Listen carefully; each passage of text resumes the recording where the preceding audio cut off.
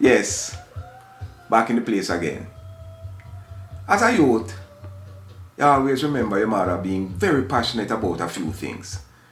Because, you know, I was born when my mother was in her early 40s, early to mid 40s. So, so by then, with all the children and all that, their passion is primarily Saturday morning market, Sunday morning church service. And invariably, every Sunday evening, my mother could have find a funeral. If I somewhere down at Norwich, or somewhere in a Porty, somewhere up a Breastwork, somewhere up a Prospect, somebody where she know dead. And you couldn't understand why. And as I get older, I come to realize, say, at the life journey. She was never able to explain it to me because mother did ask. But she always just say, time. Time will tell you the story. Yeah, man, and the story continue. Yeah. Friends, family, community. Yes, indeed. So the community that I primarily, the sub-community, so to speak, is what we call central. Because Porty is still a small place. But relatively speaking, everybody have them little area where them grow up, where them understand the community, where them understand the culture within the community, the biases within the community, people within the community, and so on. People venture out, but we understand our little community. And we have a little friend, we have a little family, we have a little relationships within the community where we hold dear to our hearts.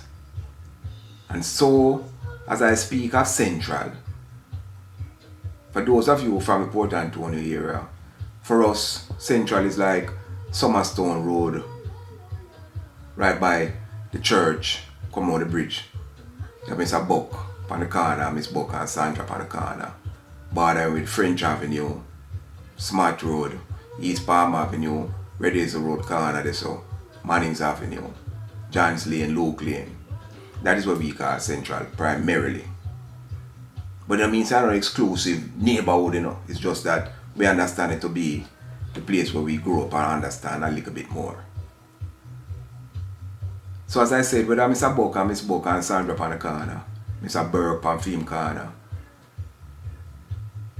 Tizy and Briggy,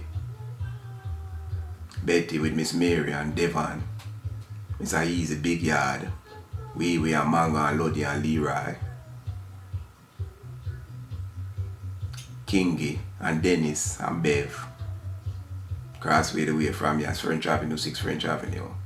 Yeah man, with me and my mother, Hugh, Audrey, Bev, Grace, Babs, Tony, and we have a brother who died in the 60s, early 60s near Basil. Yes. Miss Gregory, piano lesson Gregory, Sheila and Rose. It's a chat man next to me. With Betty. Yeah. And Mr. Chapman was a scoutmaster to operate out of Folly. And so the Folly thing come full circle again. Yeah. Yeah, Miss Barkley, from Luke Lane there, a hairdresser with Pam. Yeah. Yeah, Patrick. Yeah, Quinty them move, come a French Avenue right at Johns Lane, there, Mr. Harris. With Marcy and Quinty and all of them, right there, so. Elite. Crossway from that, ever lady name is G. You have Miss Joyce and Brady and Jack Palance. You have Mr. Sanders. You have Wally. Yeah man. Wally the old Forster. Yeah.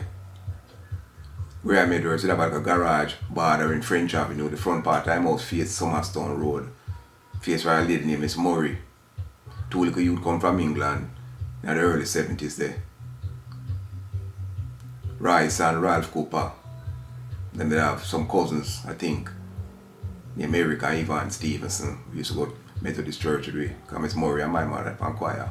I'm just give you this background. Well, the community was a nice, tight little community. You have Miss Hunter on the back, our back part of our house on French Avenue, front part upon Summerstone Road. Let's show you the community layout. Yeah. Right across from Masikila. Mr. Thompson, Miss Thompson, they have a little shop. Mr. and Mrs. Thompson, they have a little shop. They go around and lands at them place there, so right right at the foot of Radius Road. Yeah, man. And they have Lanza the back part of Lanza facing my original bona fide brethren, Marga, Muggy, Alvin Davis, with him brother them. Yeah, man, Clinton and Django, yeah, and Keto. And one son live right next to him with Miss Millie, right? And one son right next to French Church or so. Yeah, man, Central. Trace them on Manning's Avenue. The cousins on Manning's Avenue. Yeah, man. Smart Road. I ain't have a little man on the corner of Smart Road and French Avenue, used to call him Bullfrog. He was a kind of eccentric little man. He used to look after a little property right at the corner of Smart Road. I was really afraid of him as a youth, but it was very little fun to kind of just nudge him on and him run after way and so on as youths. Yeah. And then Smart Road I just lead right up into Barfool, so on. Right at Kingside River, you have a little infant school. So our little community was kind of tight knit. We have our little games, and I always remember when we used to go by the Kingside River and catch a little deaf face grab them. But life come full circle, cause now Brady pass and Janice, we call her, our son pass. And you come to realize, wow, the journey, you know more and more people who died, but more and more people even closer to you who have died, who have passed on, as the saying goes. Even though a man say, boy, I'm still not buying friends from a man and I don't see the man pass. But anyway, him pass. So, coming from this, as heavy as my heart is, because right now if my heart gets any heavier, I might need a backpack or a wheelbarrow to carry it around. But in spite of that, my glass is always half full and consider myself relatively privileged, healthy, not wealthy, but strong, indeed.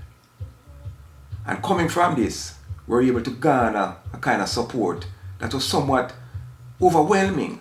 The synergy and energy that we garnered within the last 4 or 5 days that came out in support of the passing of Brady. And lesser so Weewee's son. It was so heartwarming to understand that our community is so strong. But what is important is that we leave some of these stories for our generation's children. And their children are able to pass it on as well. Because what is going to happen is that, remember now, most of us, our children are living in the community no more. Most of us, our children, are live at Porty. Some of us, our children, have never even been to Port Antonio. But when we sit down with them in quiet times, we can pass on some stories to them to let them understand that the community from which we came was such a strong foundation for us. That helped us to guide our lives in a meaningful way. That we could understand that giving back to the said community, even though sometimes we are forced to give back when our backs are against the wall, is so important for us as we move through our lives. Yes, man. So once again, friends, family, community. As I always say, whatever it is that you find strength in that brings some solace to your space and your spirit, hold on to it dearly. Because at the end of the day, this journey called life, there is no guarantee. And we just never know when we have to be telling these stories over and over and over again. But we can figure and find out a way how we can maintain the spirit and pass it on to our generations behind us. Yes, indeed. One quick point. We are all under a lot of stress with the politics and what is going on around us with the pandemic. But there's a simple little, not a trick, but a little undertaking to kind of calm your spirit. Just take about a few seconds, invariably 10 to 12 seconds, and just think about a positive space in your life, a positive event in your life, a when, a where, a how, a why, but something positive. Just for about 10 or 12 seconds. So when you feel stressed, you go back to that happy place, you go back to that positive space.